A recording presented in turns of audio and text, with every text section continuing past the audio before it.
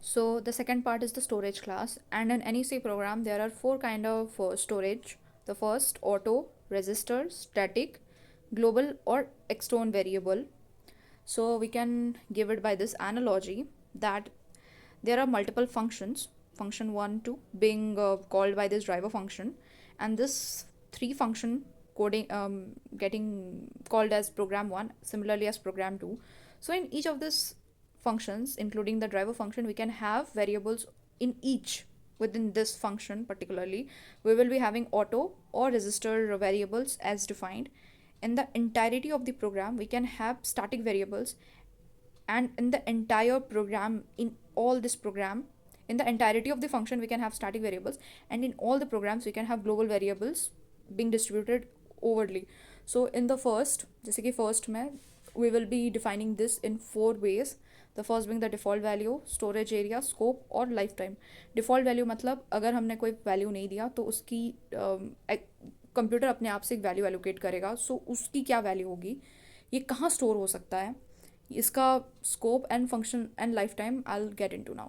So in auto, default variable in auto and register खाली इतना difference होता है कि ऑटो अगर हम डिफाइन कर रहे हैं या फिर वो ऑप्शनल होता है, we don't need to explicitly define. हम डायरेक्ट ऑटो इंट लिख सकते हैं या डायरेक्टली इंट लिख सकते हैं. सो इन दैट ऑटो बस इसका इतना होता है कि अगर हमने रजिस्टर दिया, it will be taken as a priority and it will be allocated in the register, जो कि ज़्यादा फास्ट होता है स्टैक से. But it is like it can be done और नॉट डन. अगर स्पेस है तो होगा, नहीं है तो it is just a request. It is not a command, it is a request to the CPU कि स्टोर कर दे भाई रजिस्टर में. सो ऑटो एंड रजिस्टर के बीच में the default value is garbage, storage area is stack and registers respectively.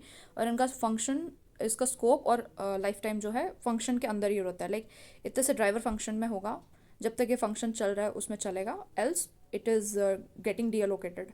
उसके बाद आता है स्टैटिक वेरिएबल, जिसका कि डिफ़ॉल्ट वैल्यू 0 है. Storage area is in the static memory, जो हमने उस मेमोरी फंक्शन बताया था उसमें लास्ट पार्ट में स्टैटिक में होगा. इसका स्कोप जितने भी फंक्शंस एक प्रोग्राम के अंदर है उन सब के बीच में ये होगा, और एक एंटायरिटी ऑफ द प्रोग्राम में ये चलेगा. ठीक. लेकिन ग्लोबल जो है, इसका डिफ़ॉल्ट वैल्यू तो 0 है, स्टोरेज एरिया वही स्टैटिक एरिया में ही स्टोर होगा, लेकिन इसका स्कोप और लाइफ टाइम जो है ये टोटल प्रोग्राम्स में है. And one more thing is, if there is, मतलब एक नेम कॉन्फ्लिक्ट आता है कि सपोज ऑटो मतलब एक फंक्शन के अंदर भी same x value x equal to 5 है, इंट एक्स इक्वल टू 5 है, yes the term int has to be applied. तो इंट एक्स इक्वल टू 5 अगर ऑटो में भी है और ग्लोबल पे भी है, so the priority in case of the conflict, the priority has to be given to the auto variables, the local variables. Global variables की वैल्यू वहाँ पे नहीं कंसिडर होगी.